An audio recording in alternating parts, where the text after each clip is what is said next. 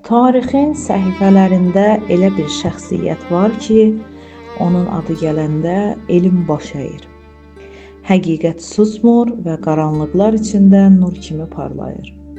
Bu şəxsiyyət İmam Muhammed Baqir əleyhissalamdır ki, Peyğəmbər nəslindən İmam Hüseyn əleyhissalamın oğlu İmam Zeynalabdin əleyhissalamın davamı, hikmətin və elmin canlı timsalıdır.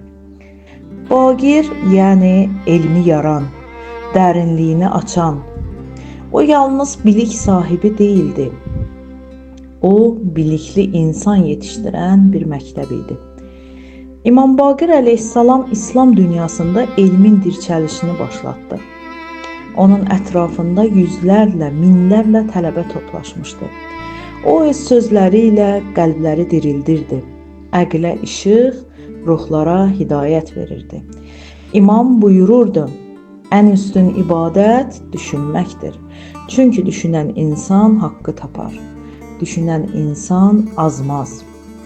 İmam Baqir əleyhissalam fitnə və zülmün bol olduğu dövrdə yaşayırdı.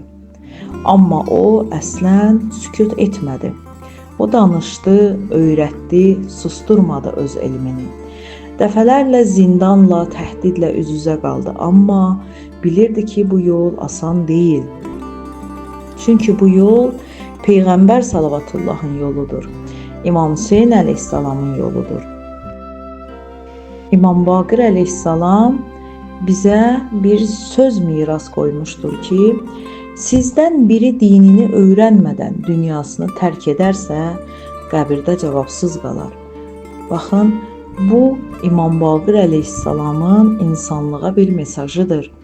Qəlblə inan, zehinlə dərk et, amma əməllə yaşa. Bugün onun nur dolu irsini yaşatmaq, onun açdığı maarif yolunu davam etdirmək bizim vəzifəmizdir. İmam Baqir əleyhissalam zamanının qarşısında əyilməyən elm sərkərdəsi, susqunluq içində səda olan rəhbər və ilahi maarifin sonsuz dənizi idi. Onun işığında yaşamaq, düşünmək, öyrənmək və paylaşmaq hər bir müsəlmanın vəzifəsidir.